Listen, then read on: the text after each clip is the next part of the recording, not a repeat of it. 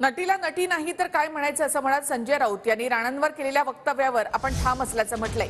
सांगलीमध्ये राऊत आणि जयंत पाटलांमधला संवाद कॅमेऱ्यामध्ये कैद झालाय।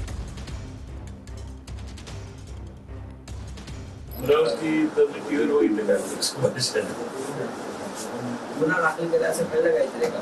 आता मी तिला म्हटलं ती नटी आहे, तर नटीला नटी ना बोलायचं आता मला इंग्लिश शब्द येत नाही ऍक्ट्रेस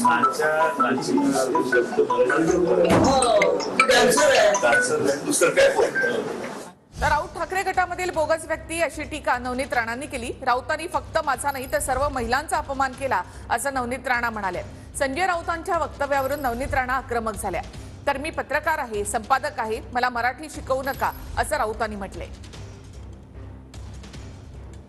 त्यांना जास्त समजते ते आम्ही महिलांना त्यांच्यापेक्षा जास्त समजतात। त्यांची एकदा महिला त्यांची जी मिसेस आहे त्यांना विचारून घ्या की तो काय शब्द बोलले आहे। त्यांची मुलीचं जेव्हा लग्न झाला त्यांना जेव्हा सासरी पाठवली त्या मुलीला विचारा की तुम्ही काय शब्द बोलले आहे। ज्या आईने तुम्हाला जन्म दिला त्या आईला विचारा तुम्ही काय शब्द वापरले आहे। या पद्धतीने जर एखादी बाईबद्दल घाणेरडे शब्द या लेवलचे तुम्ही वापरत असेल तर तुमची पातळी काय आहे आणि तुमचे संस्कार तुमची संस्कृती काय आहे ते सगळे लोकांनी दिसलेली आहे। आणि उद्धव ठाकरेची जे गुटाचे छिनभिन लोक राहिलेले आहे त्याच्यातला सगळ्यात बोगस व्यक्ती जर कोणी असन तर हा संजय राऊत आहे। काय काय काय उल्लेख काय काय उल्लेख काय केला सांगा ना। तुम्हाला उल्लेख काय केला माहिती आहे का? सांगलीवर बोला। मी अत्यंत पार्लमेंटरी शब्दांचाच उल्लेख करतो। मला मराठी भाषा कोणी शिकवायला नको। मी 40 वर्ष बाळासाहेब ठाकरेंबरोबर काम केलेला माणूस आहे। मी पत्रकार आहे, मी संपादक आहे। मला कोणी मराठी भाषा शिकवू नये। नवनीत राणा म्हणजे कोण?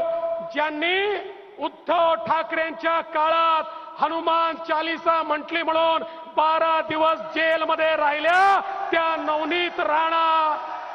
पण अजूनही शिवसेनेचे नेते, काँग्रेसचे नेते या ठिकाणी येऊन महिलांबद्दल, नवनीतताईंबद्दल ज्या प्रकारचे उद्गार काढतायत, मी विश्वासानं सांगतो आमच्या महिलाच यांना उत्तर देतील आणि यांचा सुपडा साफ केल्याशिवाय आता या ठिकाणी आमची जनता राहणार नाही।